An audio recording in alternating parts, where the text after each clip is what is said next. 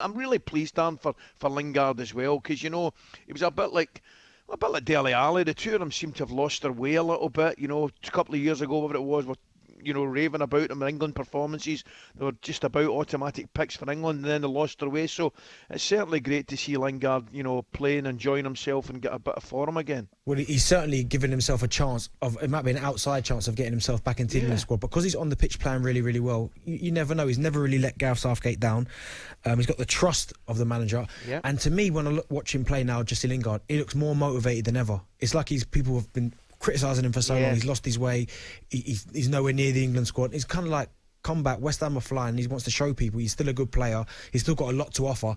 And you have to say, on current form number 10s, he's got to be in the discussion, because I hope we finally see an England manager pick players on form rather than reputation. And as we've just pointed out, it seems to be that he's enjoying life at West Ham, as everyone is enjoying life at West Ham. They're up to 5th now in the table.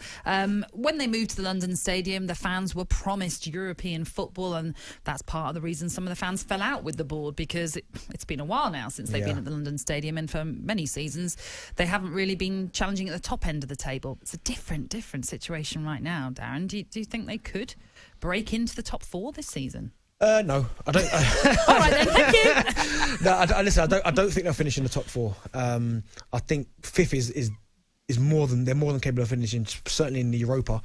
But top 4, no. And it's just disappointing for the West Ham fans, to be fair, because they've been crying out for this for so long, and unfortunately now they can't see it because they can't be in the stadiums. But the way David Moyes is going on with his team, the way they're playing, the football they're playing, and I think I was listening to you earlier, Ali, when you was talking about Craig Dawson. Yeah. I mean, what a signing he's been. And I've said to people before, he's one of the hardest ones to play against him at times, because he's so good in the air. He's so aggressive, especially when he's at West Brom playing against him a couple of times. The ball would come up to you, he'd kick you, he'd stick his head into your back. He was so difficult to play against. So him going down there, and David Moyes, the way he likes to play, he's been the perfect signing for them, along with Souček. And as I said, I think they've got a real strong possibility that they can finish top 5. Not top 4, I don't think they'll get in the top 4, but certainly Europa.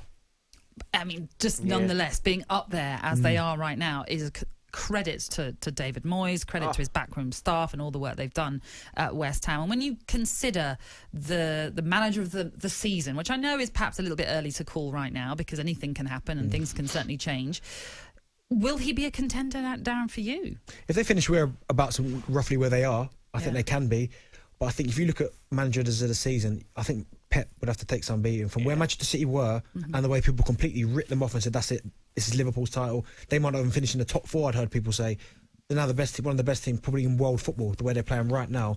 He would probably be at the top of the list. But David Moyes definitely deserves a mention in that category. Nah, you're spot on. Very difficult to compare, but you obviously compare the jobs that they do at their own clubs. Guardiola would take a bit of beating. They look phenomenal at this moment in time. But I love Moyes. I mean, Darren, I've got to say, I think Moyes was one of my first roommates in international duty with the Scotland youth team. So I know him pretty well, and I'm at that game. I think it was Burnley they played. They beat Burnley comfortably. And they were great. I've got to say, West Ham were great. And then Big Moyes comes on and says, we can do better. And I thought, wonderful. Typical dour Scotsman. And he's right not to get carried away. Of course he is. But make no mistake about it. He'll be absolutely, and so he should be, absolutely delighted with the way things are going. And you've hit a nail on the head, Dan. Those boys that you mentioned, Souček, Dawson, Lingard, you get a little bit of life, a bit of, invention in your team. And it's amazing how you can go in a row. Yeah. But it is that, we always hear it, don't we? The old story of it's one game at a time, but is it one game at a time? Can you really start to dream? Can you start to look a bit further ahead, Darren? I mean, listen, there's still a lot of games to go. Yeah. And you know what, if I'm honest, I'm sure a lot of people are probably looking at the West Ham. We've seen it before where they're high flying, all of a sudden they take a turn for the worse and it doesn't end so well. But there seems to be a different feel about this West Ham team. I think David Moyes has got them playing some really good stuff. I think they've got some real leaders and characters in their dressing room, which is important. I probably would have liked to see them sign another centre forward, if I'm honest, just in case Antonio's out. But at the minute, it doesn't seem to be affecting them.